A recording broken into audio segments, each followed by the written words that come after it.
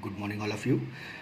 आज cost account में हम लोग जो है प्रोसेस अकाउंट से रिलेटेड जो भी फॉर्मेट है, जो भी रूल्स रेगुलेशन है, उसको मैंने इस वीडियो में डाला है। इसके बाद मैं इससे रिलेटेड सम्स वगैरह हर एक टॉपिक से रिलेटेड 1 या 2 सम्स डालूंगा ताकि आपको इसको समझने में ज़्यादा आसानी हो। तो स्टार्ट करते हैं प्रोसेस अकाउंट का जो फॉर्मेट है। प्रोसेस अकाउंट जो है इसका फॉर्मेट में सबसे पहले आप डेबिट साइड देखिए।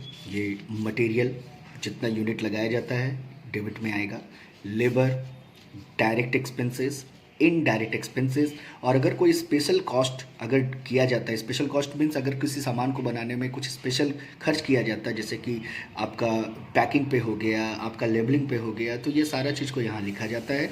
सेलिंग एंड डिस्ट्रीब्यूशन एक्सपेंसेस भी इसी स्पेशल कॉस्ट में यहाँ पे आ जाएगा। क्रेडिट साइड में बाय लॉस इन वेट, यानी कि आप जितना यूनिट प्रोड्यूस कर रहे हैं अगर उसको बनाते समय उसमें से कुछ लॉस हो जाता है तो याद रखिएगा लॉस इन वेट जो है ये क्रेडिट साइड में आता है, बट इसका अमाउंट नहीं निकलता है। Loss in weight always unit में लॉस होता है, इसका कोई सेल प्राइस नहीं निकलता है। बात करते हैं नॉर्मल लॉस। नॉर्मल लॉस भी आपका इसी यूनिट के ऊपर चार्ज होता है जो ऑलरेडी आपका परसेंटेज में दिया रहता है क्वेश्चन में, और इसका कुछ सेल प्राइस होता है। ठीक है, कैसे कैलकुलेट करेंगे वो आगे मैं बताऊंगा।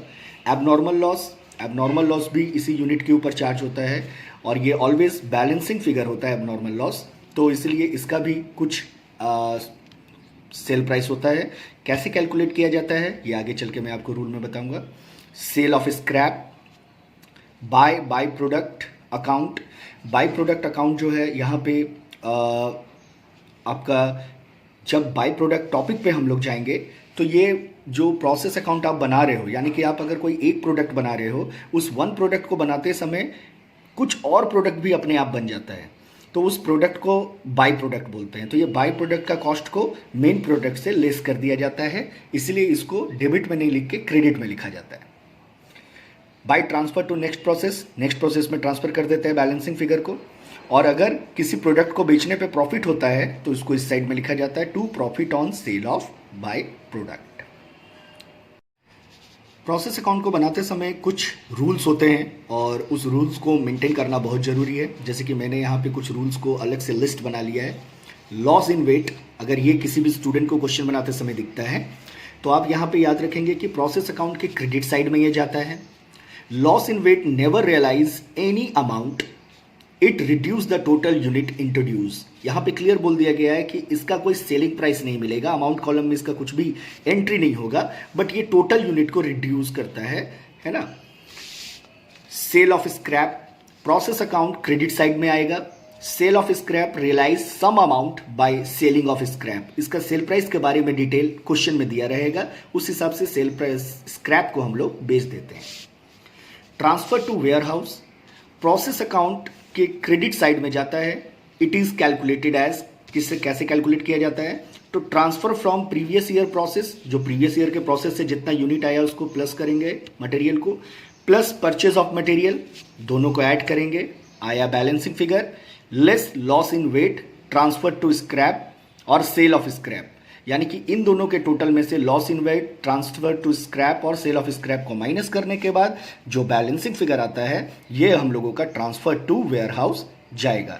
इधर 100% जाएगा, इधर as per as question. Next आते हैं रूल में, आगे बढ़ते हैं हम लोग। तो रूल में जब हम लोग आगे बढ़ते हैं तो यहां पे आया if sale price of by product is not given, है ना। If sale price of by product is not given, तो कैसे निकाला जाएगा।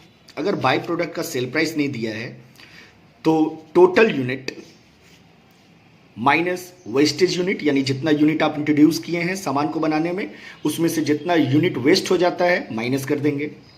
Total debit side minus wastage का तो कोई भी वैल्यू नहीं निकलता है, तो किसी भी तरह का कोई माइनस नहीं होगा अमाउंट में। तो टोटल डेबिट साइड का जो कॉस्ट है उसमें से वेस्टेज यूनिट का कोई भी अमाउंट नहीं रहने के कारण नील हो जाएगा, तो यही अमाउंट आपका यहाँ बैलेंसिंग फिगर आ जाएगा। अब कॉस्ट ऑफ 1 यूनिट निकालना है, तो total cost divided by balance of unit, यानी कि ये जो यूनिट का बैलेंस आपका निकला, total unit minus wastage unit, उस यूनिट के बैलेंस से जब आप टोटल कॉस्ट में डिवाइड करोगे तो कॉस्ट ऑफ 1 यूनिट आ जाएगा। अब sale price of by product, cost of 1 unit multiply by unit of by product, ठीक है। Unit of by product.